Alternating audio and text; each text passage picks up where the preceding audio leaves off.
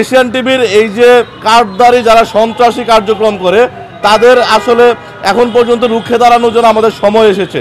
আমরা এশিয়ান টিভির কর্তৃপক্ষের কাছে বিনীত অনুরোধ করব, আমাদের মতো যারা সংবাদকর্মী আছেন তারাই আপনার প্রতিষ্ঠানে কাজ করে, এখানে আপনি কোয়ালিটি মেনটেন করে এবং যারা শিক্ষিত মার্জিত এবং সাংবাদিকতার নীতি নৈতিকতা জানে তাদেরকে নিয়োগ দেন, এ ধরনের সন্ত্রাসীদের নিয়োগ দিয়েন না। এটা আপনাদের কাছে আমাদের বিনীত অনুরোধ থাকবে। একই সঙ্গে আমরা আরেকটা বিষয় উল্লেখ করতে চাই, গতকাল যখন আমাদের সহকর্মী মাহিনের উপর হামলা হয়, আমরা বেশ কয়েকজন তার পরিচয় জানার জন্য আমরা সেখানে যোগাযোগ করি, তখন আমাদেরকে কয়েকজন বড় ভাই বলে সে ডিআরইউ রিপোর্টার, সে অনেক পাওয়ারফুল, সে অনেক বিএমপি বিট করে। Double million offer Walton fridge কিনে পেতে পারেন 20 লক্ষ টাকা, রয়েছে কোটি কোটি টাকার নিশ্চিত উপহার। তো বিএমপি বিট করলে কি দেশ কিনে নিয়েছে? আমার প্রশ্ন রাখবো সবার কাছে। ডিআরইউতে সদস্য হলে কি ডিআরইউ কি তাকে লাইসেন্স দিয়ে দিয়েছে যে আপনি যেখানে খুশি সেখানে হামলা করবেন, মামলা করবেন, আপনি সন্ত্রাসী কার্যক্রম করবেন, আপনার সহকর্মীর উপর হামলা করবেন? ডিআরইউ কর্তৃপক্ষ কি সেটা দিয়েছে? আমি ডিআরইউর কাছে সেই প্রশ্নটা রাখতে চাই। একই সঙ্গে আমি এটাও উল্লেখ করতে চাই, যারা আমরা গণমাধ্যম কর্মী রয়েছি প্রত্যেকের সহকর্মী, প্রত্যেকের বড় ভাই, সিনিয়র, ছোট ভাই শ্রদ্ধাভাজন। তার মানে কি আপনি কি আপনার সহকর্মীর উপর হামলা করার এখতিয়ার পেয়ে গেলেন? আপনি একটি গণমাধ্যমের কার্ড পেলেন, এখানে যারা আছে সবাই তো গণমাধ্যম কর্মী। তার মানে কি আপনারা যারা এই সন্ত্রাসী কার্যক্রমগুলো করে তারা আসলে গণমাধ্যম কর্মী হিসাবে তাদেরকে বিবেচনা করা যায় না, তারা একেবারে সন্ত্রাসী বলে তাকে আখ্যায়িত করা যায়। তো আমরা ডিআরইউ, ডিওজি, প্রেস ক্লাব সহ আমাদের যারা মাদার কোম্পানি রয়েছেন, গুরুজন রয়েছেন, যারা আমাদের শ্রদ্ধাভাজন রয়েছেন, তাদের কাছে বিনীত অনুরোধ করবো, আপনারা সিনিয়ররা আমাদেরকে যা শিক্ষা দিবেন আমরা কিন্তু তাই শিখব। আপনারা যদি আমাদেরকে এই ধরনের সদস্যপদ করার মাধ্যমে যদি একটা ব্যক্তিকে সন্ত্রাসী হিসেবে কার্যক্রম করার জন্য অনুমতি দেন, তারা এর চেয়ে দুঃখজনক গণমাধ্যমের জন্য আর কিছু হতে পারে না। এবং যারা গণমাধ্যমের মালিক পক্ষধর আছেন, আমরা তাদের কাছে অনুরোধ করব, আমরাই কিন্তু আপনাদের প্রতিষ্ঠানে কাজ করি, আপনাদের প্রতিষ্ঠানের আমাদের উপরে ভিত্তি করে কিন্তু আপনাদের টিআরপি, বিজ্ঞাপন থেকে শুরু করে সব কিছু চলে। তো অর্থাৎ আপনারা আমাদের নিরাপত্তা বিষয়গুলো বিবেচনা করবেন এবং একই সাথে আপনারা যারা রয়েছেন আমাদের সহকর্মীরা যারা কাজ করেন তাদেরকে যেন যোগ্যতা সম্পন্ন জায়গায় মানদণ্ডটা বিচার বিশ্লেষণ করে যারা শিক্ষিত মার্জিত এবং সাংবাদিকতা বুঝে তাদেরকে আপনারা নিয়োগ দিবেন। অযথা আন্ডার ম্যাট্রিক মানুষকে নিয়োগ দিয়ে একই জায়গায় 4 জন প্রতিনিধিকে নিয়োগ দিয়ে আপনারা এখানে কুলঙ্কিত করবেন না এই পেশাটাকে, এই গণমাধ্যম সেক্টরটাকে। গতকাল আমরা খোঁজ নিয়ে দেখেছি এশিয়ান টিভির বিমানবন্দরে নাকি 6 জন প্রতিনিধি।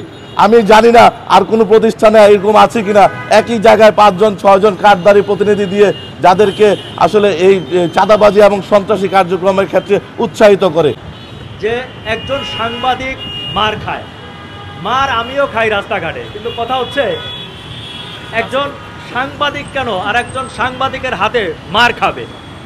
আমি এটা কোনোভাবে মেনে নিতে পারি না যে এটা কতখানি লজ্জার, আর যে আক্রমণ করে এটা কত বড় ধৃষ্টতার।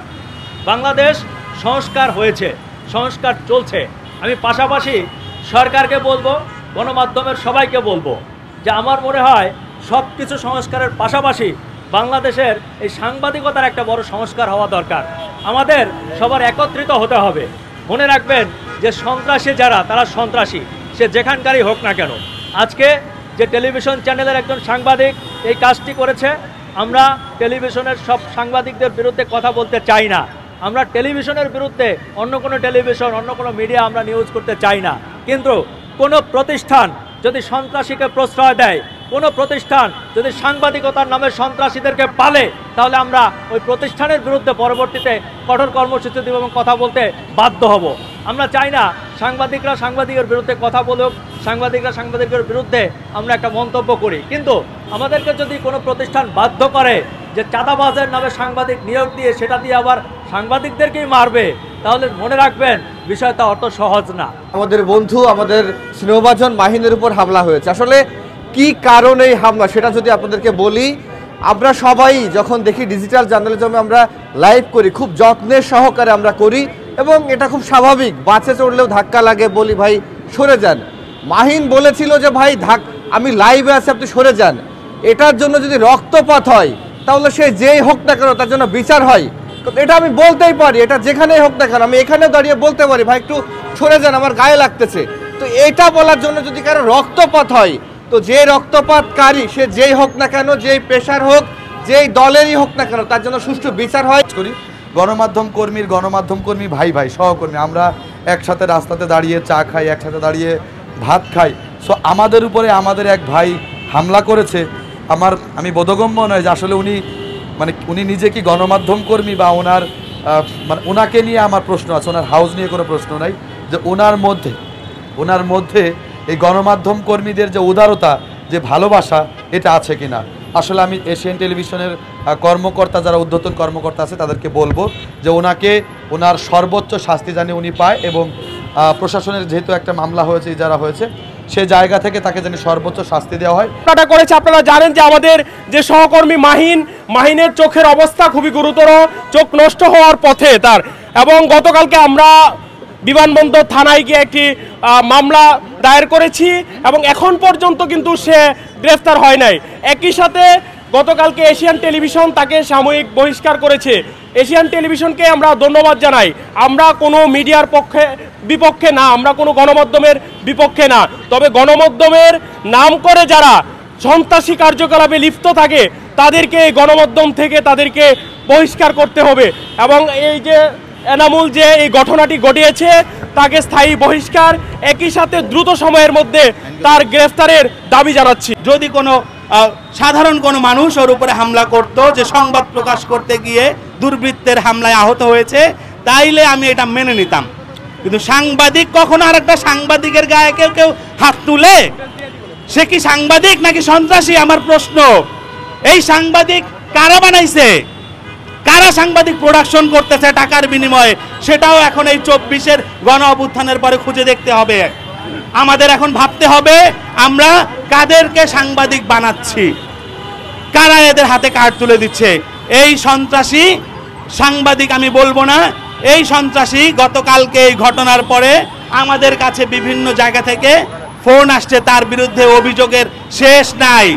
বিমানবন্দর থানা, বিমানবন্দরের একটা বড় সিন্ডিকেটের সাথে সে জড়িত, এবং একই সঙ্গে তিনি বিভিন্নভাবে চাঁদাবাজির মাধ্যমে সাংবাদিক সমাজকে কলুষিত করছে। তো সাংবাদিক সমাজকে কলুষিত করবে এমন কোনো ব্যক্তি গণমাধ্যমের সঙ্গে যুক্ত থাকতে পারবে না। এশিয়ান টেলিভিশনকে একটা ধন্যবাদ জানাই, সাময়িকভাবে বহিষ্কার করেছে, কিন্তু এই সাময়িক বহিষ্কার আমরা মানি না। আমরা তার চূড়ান্ত বহিষ্কার দেখতে চাই, এবং এশিয়ান টেলিভিশনের পক্ষ থেকে তাকে সর্বোচ্চ শাস্তি প্রদানের জন্য আমাদের পাশে থেকে সহযোগিতা করবে এমন প্রত্যাশা করি। আমরা ভাই ভাই একসাথে বিভিন্ন জায়গায় কাজ করি, বিভিন্ন জায়গায় হুমকির সামনেও আমরা দাঁড়াতে হয়। আমাদেরকে বিভিন্ন প্রোগ্রামে আমাদেরকে মারার হুমকি পর্যন্ত আসে।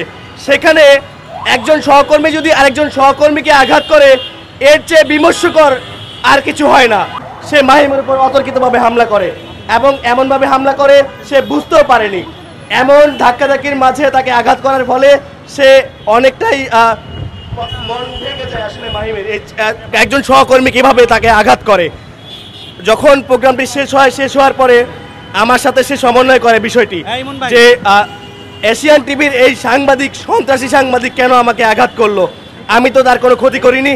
সে আঘাতের কারণে তার আজকে একটি চোখ নষ্ট হয়ে যাওয়ার পথে, সেই চোখের দায় কি তারা দিতে পারবে?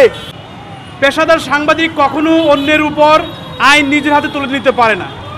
সে তার পেশাদারিত্বের জায়গা থেকে পদস্খলন হয়েছে, তাকে অতি সত্বর দ্রুত গ্রেফতার করে তার বিচার করতে হবে। মূলত একটি কথা বলে শেষ করতে চাই, এই ধরনের ঘটনাগুলো বেশি হওয়ার কারণ জাতীয় গণমাধ্যমগুলোর নৈতিক পদস্খলন। কারণ তারা অসহায়ের মতো, ভিক্ষুকের মতো, ভিখারির মতো কার্ড বিক্রি করে গণমাধ্যম চালাচ্ছে। এই ধরনের গণমাধ্যম বাংলাদেশে কোনোদিন চলতে পারে না। বাংলাদেশে গণমাধ্যম চলতে হলে পেশাদারিত্বের জায়গা থেকে তাকে ঠিক মতো চলতে হবে। যদি কার্ড বিক্রি করে চলতে হয় তাহলে সেই সকল গণমাধ্যম আসলে বন্ধ করা উচিত। এই গণমাধ্যমগুলোর কারণে এই ধরনের সন্ত্রাসী তৈরি হয়। মাঠে আমরা কাজ করতে গেলে সাংবাদিকতার যে সৌন্দর্য, সেই সাংবাদিকতার যে পেশাদারিত্বের জায়গা, সেটি ঠিক থাকে না, যার কারণে আমাদের সম্মান নিয়ে বেঁচে থাকা বড় দায়। এ কারণে এই সমস্ত সন্ত্রাসীদের খুঁজে বের করে আইনে আওতায় এনে তাদেরকে শাস্তি দিতে